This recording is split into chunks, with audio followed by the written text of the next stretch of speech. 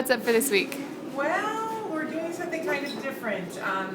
I've been a little more focused on some higher priced wines the last few weeks. Not sure why, because I think our specialty is value brands. So I've decided to mix it up a little bit this week, and our theme is high-low. So we've got some higher priced wines and we've got some lower priced wines. So we're starting off with the JCB, which is the Jean Charles Boisset.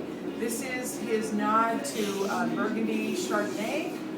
This comes from Sonoma County. It's the 81, and that happens to be, he associates everything with a number. So that's the first year that he came here from Burgundy with his grandparents, tasted wine in Sonoma, and so, and I might add that he was not 21. So they took him back to his hotel room and they bought a bunch of wines and they tasted wines. Now they do have a family vineyard in Burgundy. Now he owns also 7 wineries in Napa Valley.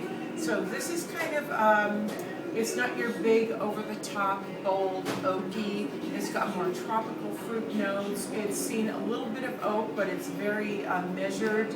And like again, I said more tropical fruit notes. So you're getting, kiwi, grapefruit, pear, a little bit of mango. But it's absolutely wonderful, and just a kiss of oak on this one, so it's not over the top. Next, we're moving on to something that is absolutely wonderful. Oh, and I should say, I'm going to tell you prices. This is $15.99 a bottle. Okay, hold on just one second. Dad, can you turn off the water for a second? We're going to keep on rolling because this is what we do.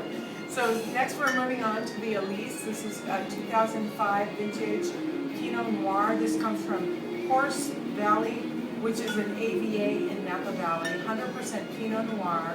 This has seen some oak, and this is really interesting because we don't have a lot of wines from 2005. I've held on to this one for quite some time.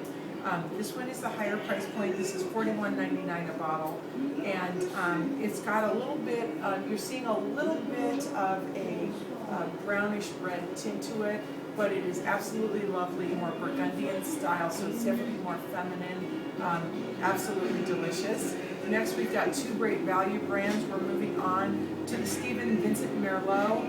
This one happens to be 95% Merlot, 5% Cabernet Sauvignon. This one is 90% Cabernet, 10% Merlot.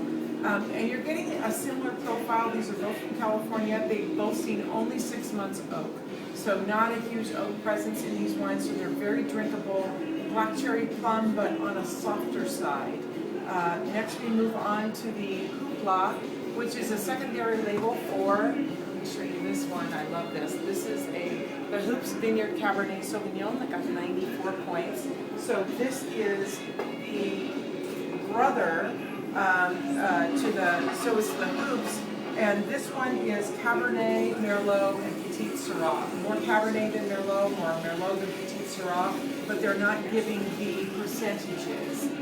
Nice all Napa Valley fruit. This one is $26.99 a bottle. Very easy drinking, fruit forward, and nicely balanced. Last, we're moving on to the Sur Loctel. This is actually a glass enclosure. It doesn't even have a cork enclosure. Also 2005 vintage Cabernet Sauvignon, 98% Cabernet, blended with 1% Merlot, 1% Cabernet Franc. Apparently that 1% in each of those makes a difference.